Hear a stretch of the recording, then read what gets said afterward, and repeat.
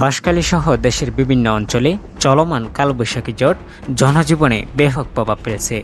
আকস্মিক এই প্রাকৃতিক দুর্যোগের সঙ্গে যুক্ত হয়েছে ভয়ঙ্কর বজ্রপাত এবং তীব্র গতির দমকা হাওয়া, যা সাধারণ মানুষের মধ্যে আতঙ্কের সৃষ্টি করে।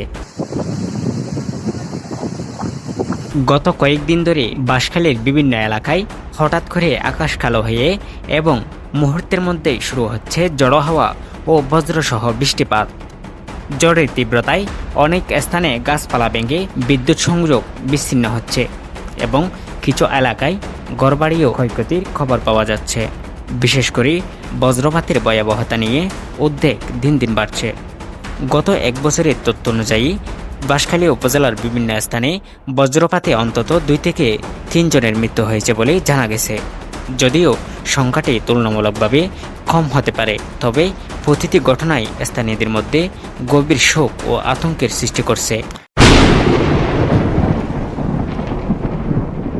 সচেতন মহল মনে করছেন, বজ্রপাত ও ঝড় থেকে রক্ষা পেতে জনসচেতনতা বৃদ্ধি অত্যন্ত জরুরি। পাশাপাশি গ্রামীণ এলাকায় নিরাপদ আশ্রয়কেন্দ্র দ্রুত সতর্কতা পৌঁছে দেওয়ার জন্য জোরদার করার উপর গুরুত্বারোপ করা প্রয়োজন।